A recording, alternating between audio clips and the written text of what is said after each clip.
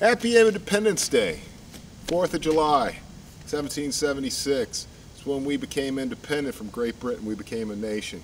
And it was because good men were willing to stand up to evil tyrants. Okay, and that's why here in the Commonwealth of Virginia, we have Sic Semper Tyrannis, thus to all tyrants, with justice having her foot on the neck of a tyrant, sword upraised. And I want you to remember that.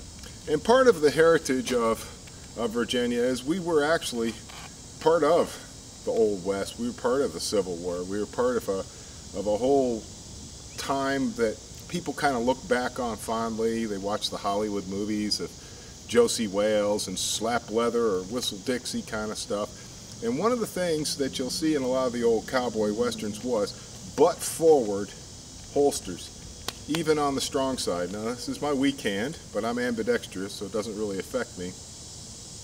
But the reason that they had butt forward was because flap holsters were carried for the support hand. You were going to use your cavalry saber with your right hand, riding your horse, and you would pull out your pistol as a last resort because you only had 5 shots, and then it was done. It was black powder back then. But I'm going to try and demonstrate a butt forward grip with my weak hand and shooting from the hip, and if I have any luck, we'll be hitting that steel right there. So that was without aiming with my eye at all. That's just point and shoot. And that's really classic Old West shooting. Just like shooting this way, you know, I'm not aiming at all. I'm just pointing and shooting. That's how you see it in the old cowboy movies. You would see the cowboys just pull out the gun and, you know, now I hit right there, but on a man-sized target at this distance, I think I would have winged him. That's a lot of times, you know, it's not as accurate as I'd like to be, of course. I don't shoot that much. It's not that much ammo to be shot these days with my budget, but I still have that Old West character to me, and I still feel like a real American when I've got my guns. And that's what I think we should all think about anytime that our Second Amendment rights are about to be infringed, is to consider where this nation came from.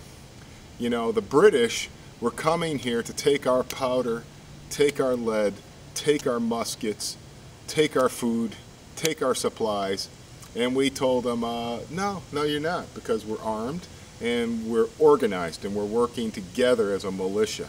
And that's something you should probably consider again. And you might want to just think about dusting off your firearms, getting out there and taking a few shots today. After all, it is Independence Day. And one of the reasons that we are independent is because of our firearms.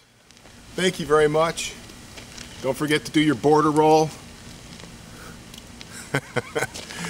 Slap leather or Whistle Dixie.